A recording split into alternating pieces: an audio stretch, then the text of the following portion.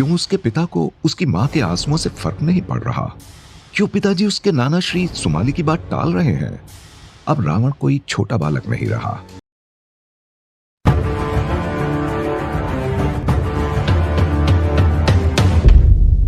ऐसा कहकर महादेव और पार्वती कैलाश पर चले गए। महादेव और पार्वती के जाते ही विश्वश्रवा कैकसी पर बड़े क्रोधित हुए। विश्वश्रवा ने बड़ी लाचारी के साथ कैकसी से कहा, ये हमारे हाथों तुमने क्या पाप करवा दिया कैकसी? तुम जानती भी हो इसका क्या परिणाम हो सकता है। हमारे कुल पर माता पार्वती का श्राप बहुत भारी पड़ेगा। कैकसी ने कहा, आप व्यर्थ ही चिंतित हो रहे हैं। ये भूमि तो हमेशा से मेरे पूर्वजों की। बस कैकसी बस। विश्वश्रवा ने कैकसी को बीच में रोकते हुए कहा, तुम मेरी पत्नी हो, हाँ? एक ब्राह्मण की पत्नी, लेकिन तुमने अपने असुरों वाला तेवर दिखा दिया। तुम मोह, माया, लालच और छल से ऊपर नहीं उठ पाई। और सच ही कहते थे मेरे पिता, में एक ब्राह्मण होकर एक असुर पुत्री से विवाह करना मेरी भूल ही थी। रावण बड़े ध्यान से अपने पिता की बातें सुन रहा था। उसे समझ ही नहीं आ रहा था कि असुर और ब्राह्मण वाली बात क्या थी। उसके पिता उसकी माता का इतना तिरस्कार क्यों कर रहे थे? उसने अपने पिता से कहा, पिताजी, मां कहती हैं उन्होंने गलत नहीं किया। ऋषि विश्वश्रवा अपने बेटे के मुख से ये शब्द सुनकर और क्रोधित हो गए। उन्होंने गरजते हुए कहा, कैकसी, तुम राक्षस वंश की ही रही और मैं ब्राह्मण ही रहा, लेकिन हमारा ये पुत्र रावण, जिसकी रगों में दोनों का खून है, न जाने वो क्या बनकर सामने आएगा। अब और कुछ नहीं समझना मुझे कैकसी, मैंने निर्णय ले लिया है। रावण ने अपने पिता के मुंह से जो सुना था वो उसके लिए हृदय विदारक था। उससे इतना स्नेह करने वाले उसके पिता उसके अस्तित्व पर यह कैसा प्रश्न चिन्ह लगा रहे थे? इतना कहने के बाद विश्वश्रवा ने कैकसी और रावण से अपना मुंह फेर लिया। ऐसा लग रहा था जैसे जो बात वो कहने जा रहे थे वो कैकसी से नजरें मिलाकर कहने की उनकी हिम्मत नहीं थी। रावण और कैकसी दोनों विश्वश्रवा के निर्णय सुनाने का बड़ी बेसब्री से प्रतीक्षा करने लगे। तभी कैकसी ने पूछा, तो आखिर क्या निर्णय ले लिया आपने? यही कि अब आप इस लंका से दूर अपने पिता के पास चली जाएं और इस भूमि को सुरक्षित कैसे रखना है ये हमें समझ आ गया है। आपने जो किया है उसे ठीक कैसे करना है ये हमने सोच लिया है, जो समय आने पर आपको पता चल जाएगा। इतना सुनते ही कैकसी क्रोधित होकर विश्वश्रवा को देखने लगी, जो अभी भी कैकसी की तरफ नहीं देख रहे थे। कैकसी ने क्रोध में रावण का हाथ थामा और वहां से चली गई। कैकसी ने अपने पिता सुमाली के पास पहुंचकर उन्हें सारी बात बताई। सुमाली कैकसी की बात सुनकर कुछ देर शांत रहे। उन्होंने कैकसी के साथ वहां मौजूद रावण को अपने पास बुलाया और अपनी गोद में बिठाया। वो उसे देखकर मुस्कुराने लगे। कैकसी को अपने पिता का इस बात पर मुस्कुराना कुछ समझ नहीं आया। उसने पूछा, पिताजी, आप मुस्कुरा रहे हैं? क्या आपको नहीं लगता कि जो आपने सोचा था लंका के भविष्य के लिए वो खतरे में है? कैकसी के पिता सुमाली अभी भी अपनी गोद में बैठे नन्हे रावण को निहार रहे थे।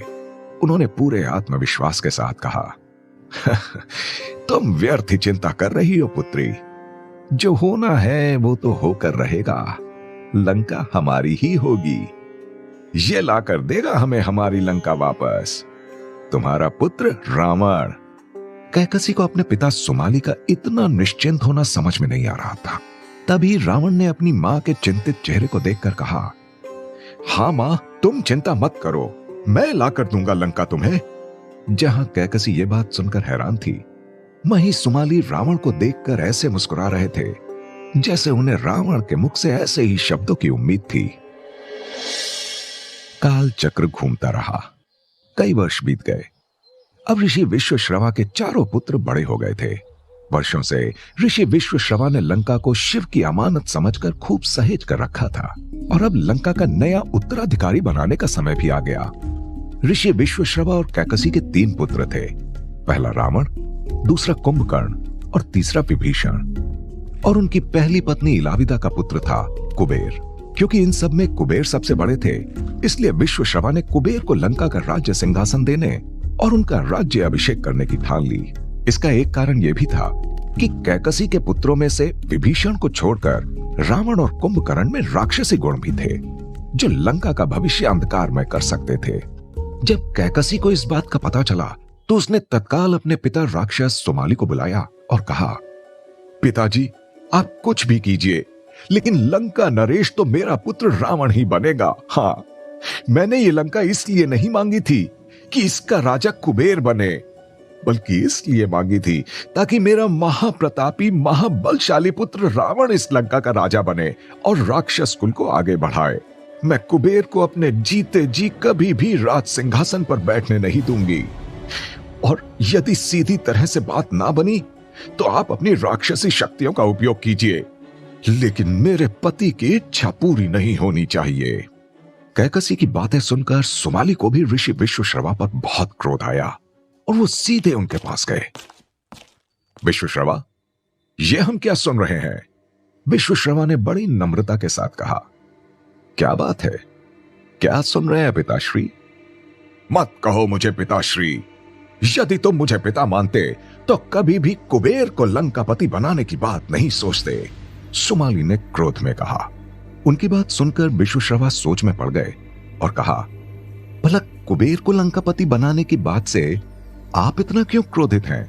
वो मेरी प्रथम पत्नी का ज्येष्ठ पुत्र है, विद्वान है, बलवान है, उसमें एक राजा बनने के सारे गुण हैं और नियमानुसार ज्येष्ठ पुत्र को ही राज्य का सिंहासन मिलना चाहिए। साथ ही लंका एक देव भूमि है, तो एक देव का सिंहासन पर होना तो हर तरह से उचित है।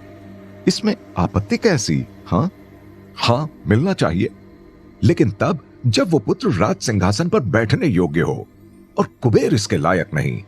लंका के सिंहासन पर यदि कोई बैठने लायक है तो वो है मेरा रावण, मेरा रावण। ये मत भूलो विश्वश्रवा कि लंका देव भूमि होने से पहले असुरों की भूमि रह चुकी है। रावण उसी कक्ष के बाहर खड़ा ये सारी बातें सुन रहा था। वो सोचने लगा कि आखिर क्यों उसके पिता को उसकी मां के आंसुओं से फर्क नहीं पड़ रहा, क्यों पिताजी उसके नाना श्री सुमाली की बात टाल रहे हैं। अब रावण कोई छोटा बालक नहीं रहा, उसके युवा मन की जिज्ञासा उसके बाल मन से कहीं ज्यादा थी। उसने देखा था कि उसकी माता ने देवों, अपने पति विश्वश्रवा और अन्य लंका वासियों के क्रोध की परवाह किए बिना कैसे आगे बढ़कर सिर्फ उसके लिए शिव से लंका मांग ली थी। अपनी माता का ये त्याग वो व्यर्थ नहीं जाने देना चाहता था। उसने मन ही मन ये ठान लिया कि वो अपनी मां को लंका सौंप कर ही चैन की सांस लेगा। तभी वहां महल में बने छोटे से मैदान में तीरंदाजी का अभ्यास करते हुए कुबेर ने रावण को देख लिया। उन्होंने एक सैनिक को भेजकर उसे बुलाया। रावण के आते ही कुबेर ने कहा, वहां क्या कर रहे हो रावण? हाँ, आओ जरा हमारे साथ तीरंदाजी का अभ्यास करो। इतना कहकर कुबेर ने रावण को एक तीर और धनुष थमाया। इस वक्त रावण के मन में लंका को जीतने का जुनून सवार था। उसने धनुष थाम कर अपनी मजबूत भुजाओं से तीर को उस सीमा तक खींचा जो देखकर कुबेर हैरान रह गए, और अगले ही पल रावण ने तीर छोड़ दिया, जो न सिर्फ पेड़ पर लगे उस तख्ते के बीच जाकर लगा, बल्कि उसकी गति ने पेड़ को भी दो भागों में बांट दिया। रावण के इस अद्भुत प्रदर्शन को देखकर कुबेर का मुंह खुला का खुला रह गया था। रावण के चेहरे पर एक मुस्कुराहट थी, जैसे उसने उस पेड़ के परखच्चों के उस पार जीती हुई लंका देख ली हो।